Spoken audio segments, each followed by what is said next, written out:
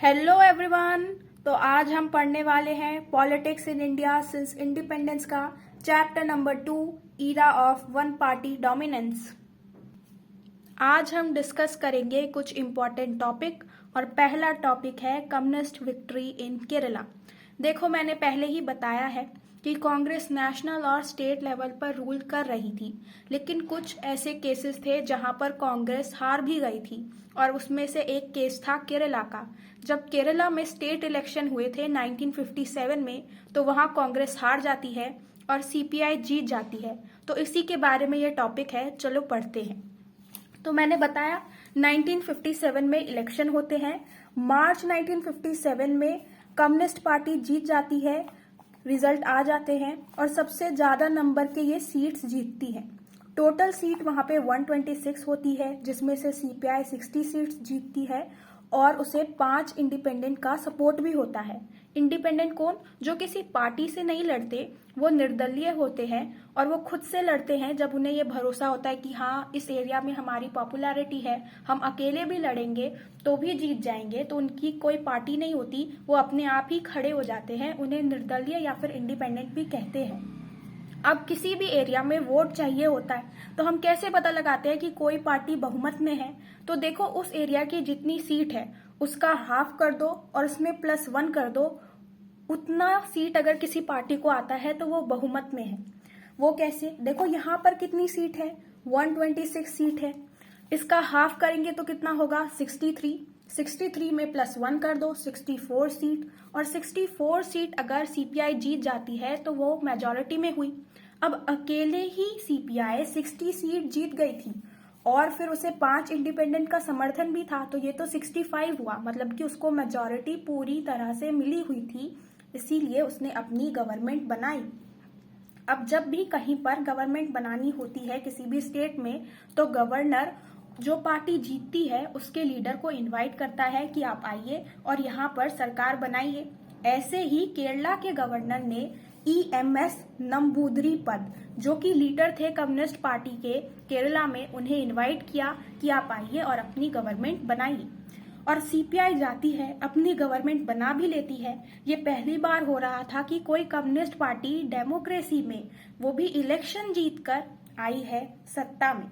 अब जब वहां पर कांग्रेस हार जाती है, सीपीआई अपनी गवर्नमेंट बना लेती है, तो इस बात से चिढ़कर कांग्रेस लिबरेशन स्ट्रगल जो है वो निकालना शुरू कर देती है।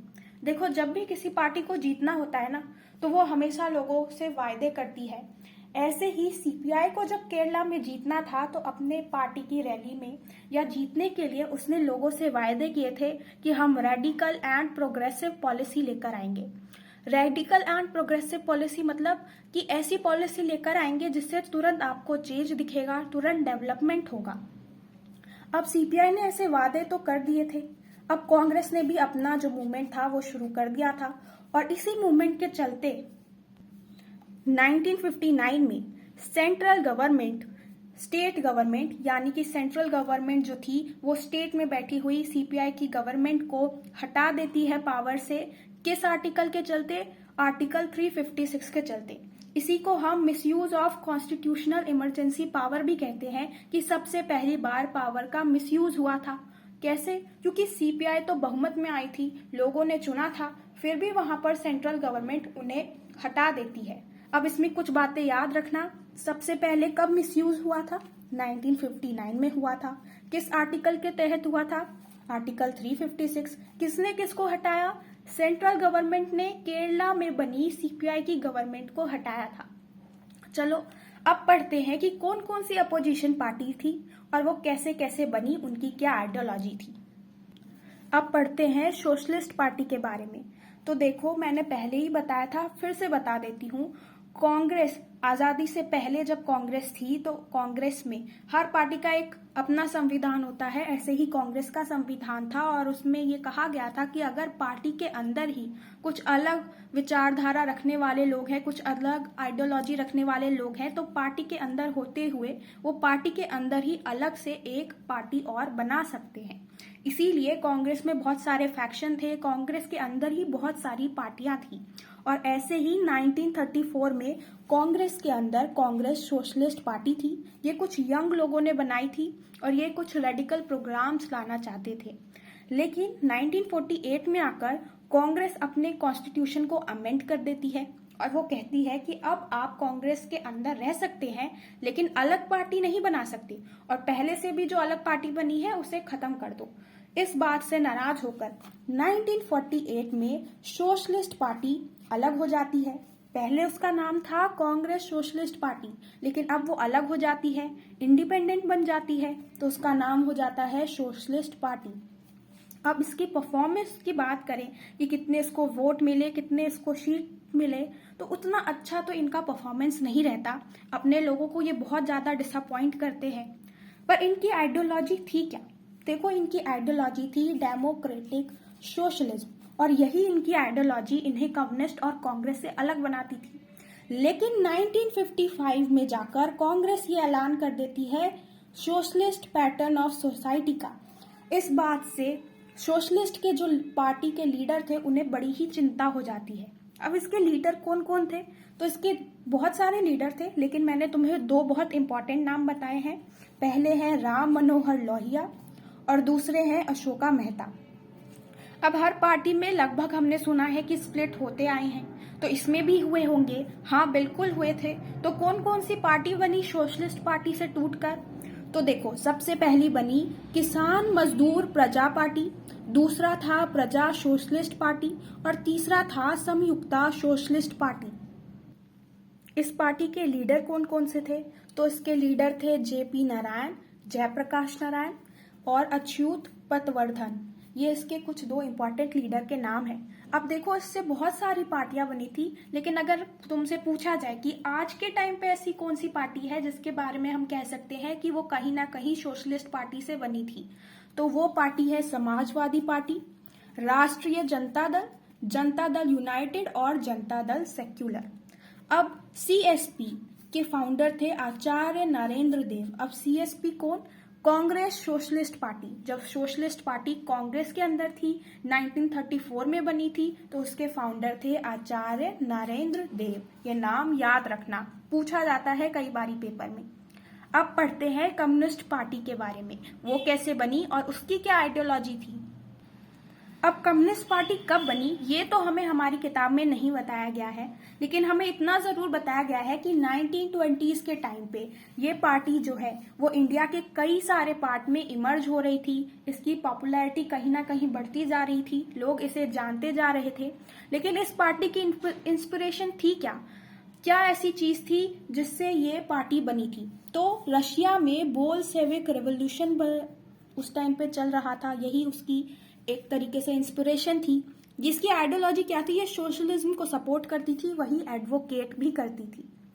अब कम्युनिस्ट पार्टी कोई अलग से पार्टी नहीं थी। मैंने पहले बताया कांग्रेस के अंदर ही बहुत सारी पार्टी थी, तो कम्युनिस्ट पार्टी भी पहले कांग्रेस के अंदर ही थी। लेकिन 1941 में जाकर ये उससे अलग हो जाती है, इंडिपेंडेंट बन जाती है। क्यों अलग हो जाती है? इसीलिए अलग हो जाती है क्योंकि 1941 में ब्रिटिशर्स को नाजी के अगेंस्ट लड़ने में कम्युनिस्ट पार्टी अपना पूरा समर्थन देना चाह रही थी। इस वजह से कांग्रेस के साथ उनकी कुछ मतभेद होती है और वो लोग अलग हो जाते हैं। अब ये जो कम्युनिस्ट पार्टी है ना, ये वायलेंस पे थोड़ा ज्यादा भरोसा रखते हैं। कुछ भी करवाने के लिए या अपनी बात मनवाने के लिए ये वायलेंस पे बहुत भरोसा करते हैं। और ऐसा ही कुछ हुआ था आजादी के टाइम पर। जब इंडिया को आजादी मिली तो इनका मानना था कि जो हमें आजादी मिली वो सच्चे मायने में आजादी नहीं है, इसीलिए इन्होंने वायलेंस करना शुरू कर दिया। तेलंगाना के काफी सारे पार्ट में इन्होंने वायलेंस किया, लेकिन फिर भी इनको लोगों से उतना ज्यादा सपोर्ट नहीं मिलता और बाद में ये रास्ता ये लोग छोड़ देते हैं और अपनी पोजीशन के बारे में, अपनी आइडियोलॉजी के बारे में फिर से सोचने के लिए मजबूर हो जाते हैं। सीपीआई सोचती है कि वो 1951 के या फिर 1952 के इलेक्शन में जो है पार्टिसिपेट करेगी, और वो पार्टिसिपेट करती है, 16 सीट जीत जाती है और लार्जेस्ट अपोजिशन पार्टी भी बन जाती है। और इसका सपोर्ट कहाँ कहाँ था? तो इसका सपोर्ट था आंध्रा में, वेस्ट बंगाल में, बिहार में, केरला में। और इसके कौन कौन से इंपॉर्टेंट लीडर थे? तो इसके लीडर थे AK गोपालन, SA डेंगे, EMS नंबूदरी पर, जिन्हें इनवाइट किया गया था कि आप आइए। और अपनी सरकार बनाइए केरला में। हर पार्टी में स्प्लिट्स होते हैं और ऐसे ही सीपीआई में भी स्प्लिट हुए। सीपीआई भी टूटी। कब टूटी?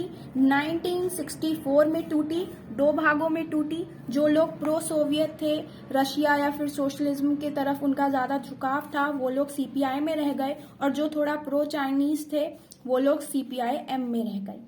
अब बात करते हैं भारतीय जनसंघ की। तो भारतीय जनसंघ 1951 में बना। इसके फाउंडर प्रेसिडेंट थे श्यामा प्रसाद मुखर्जी। इसके लीनेज की बात करें तो इसमें था आरएसएस और हिंदू महासभा। इनके क्या आइडियोलॉजी थी? तो ये लोग वन कंट्री, वन कल्चर और वन नेशन को मानते थे।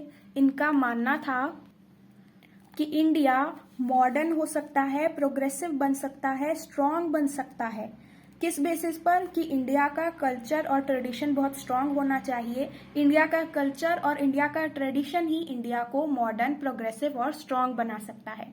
ये लोग ये भी मानते थे कि हमें अखंड भारत होना चाहिए और पाकिस्तान को फिर से इंडिया में मिल जाना चाहिए। ये लोग हिंदी लैंग्वेज को भी बहुत प्रमोट करते थे। इनका मानना था कि इंग्लिश को हटाकर हिंदी को ही ऑफिशियल लैंग्वेज बना देनी चाहिए। ये लोग किसी भी कल्चरल माइनॉरिटी या किसी भी रिलीजियस माइनॉरिटी को स्पेशल ग्रांट या कोई स्पेशल राइट देने के विरुद्ध थे, इसको अपोज करते थे। इनका मानना था कि इंडिया को भी न्यूक्लियर वेपन बनाने चाहिए।